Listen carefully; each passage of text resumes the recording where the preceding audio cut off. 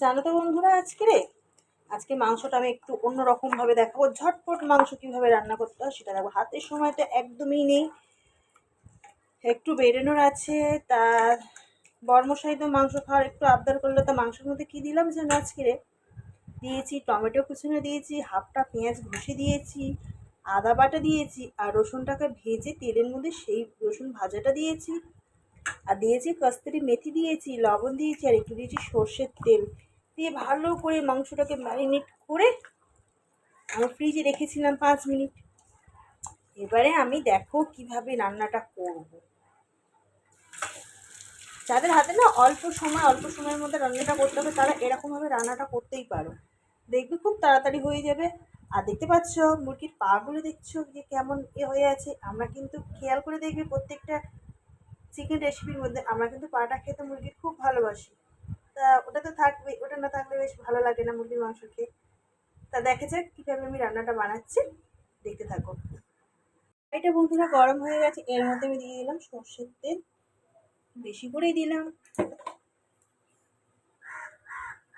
তেলটা গরম হয়ে গেছে, এর মধ্যে আমি দিয়ে দিচ্ছি দারচিনি, লবঙ্গ আর এলাচ,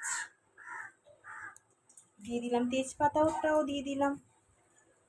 সুন্দর একটা সেন্ট বেরিয়ে গেছে কিন্তু। এবারে আমি এর মধ্যে দিয়ে দিচ্ছি বন্ধুরা ম্যারিনেট করা মাংসটা, দিয়ে দিলাম আলো করে তেলের মধ্যে আমি নাড়াচাড়া করব। আমি কিন্তু এখনো কিন্তু পেঁয়াজটা দিইনি, আমরা দেখতেই পাচ্ছ তো শুধু অর্ধেক পেঁয়াজ দিয়েছিলাম, আমি একটু বসে দিয়েছিলাম। তেলের মধ্যে আমি এইভাবে একটু নাড়াচাড়া করবো। তোমাদের যাদের হাতে সময় কম না তারা কি এরকমভাবে মাংসটা করে খেয়ে দেখো, খুব ভালো লাগবে খেতে, আর বাড়ির লোকও খুব প্রশংসাও করবে।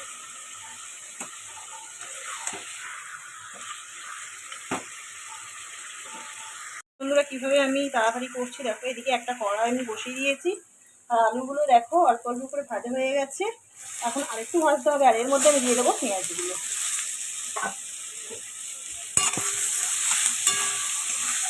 তো আলু আর পেঁয়াজ না আমি একসাথে ভাজবো। আলুটা এর আগে একটু ভেজে নিয়েছিলাম হালকা করে, আর একটু বাকি আছে, তার সঙ্গে পেঁয়াজগুলো আমি দিয়ে দিলাম। আমাদের বাড়িতে যদি এরকম যদি তাড়াহুড়ো থাকে না, তোমরা এইভাবেই রান্না করবে, দেখবে খেতেও ভালো লাগবে, আর বাড়ির সবাইয়ের প্রশংসাও শুনতে ভালো লাগবে। এদিকে দেখো তেলের মধ্যে সেই মাংসগুলো কিন্তু এরকম হচ্ছে। এবার আমি আলুর মধ্যে দিয়ে দিলাম, আলু আর পেঁয়াজের মধ্যে দিয়ে দিলাম কাশ্মীরি লঙ্কা গুঁড়ো। দেখতে পাচ্ছ, ভালো করে নাড়াচাড়া করবো।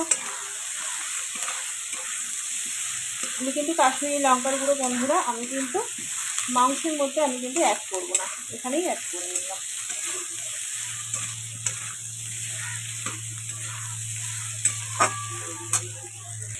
হয়ে গেছে আলু আর পেঁয়াজটা, এবার আমি এটা মাংসের মধ্যে ঢেলে দেব।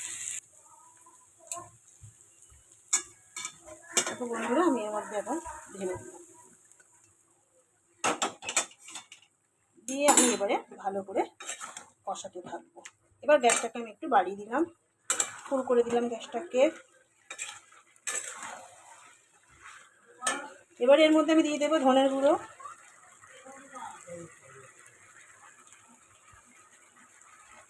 দিয়ে ভালো করে এবার কষাতে থাকবো চিকেনটাকে। যেমন লাগছে দেখো বন্ধুরা কালারটা, মাংস প্রায় কষা হয়ে গেছে। আর ওদিকে আমি করে নিয়েছি গরম জল। তো গরম জলটা বন্ধুরা আমি না বড় কড়ার মধ্যেই করেছি, যার মধ্যে আমি আলু আর পেঁয়াজটা ভাজলাম ওর মধ্যেই আমি গরম জলটা করে নিয়েছি।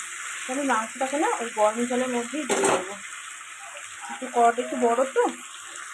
মাংসটা বন্ধুরা আমি বেশি কষাও করবো না, বেশি ঝোলও করবো না, তো মিডিয়াম রাখবো। তা এরকম পরিমাণে আমি জল দিয়েছি, দেখতেই পাচ্ছ। এবার আমি গ্যাসের ফ্লেমটাকে মিডিয়াম করে দিয়ে আর ঢাকা দিয়ে দিলাম। মাংসটা ফুটছে দেখতে পাচ্ছ বন্ধুরা, দিয়ে দেবো ওপর থেকে একটু অল্প একটু গরম মশলা। হয়ে গেছে মাংসটা, আমি এখানে বন্ধ করছি। রেসিপিটা যদি কারো যদি প্রয়োজনীয় যদি লেগে থাকে তাহলে লাইক কমেন্ট শেয়ার করো। আর আমাকে কমেন্ট করে জানিও কেমন হলো। ঠিক আছে, টাটা।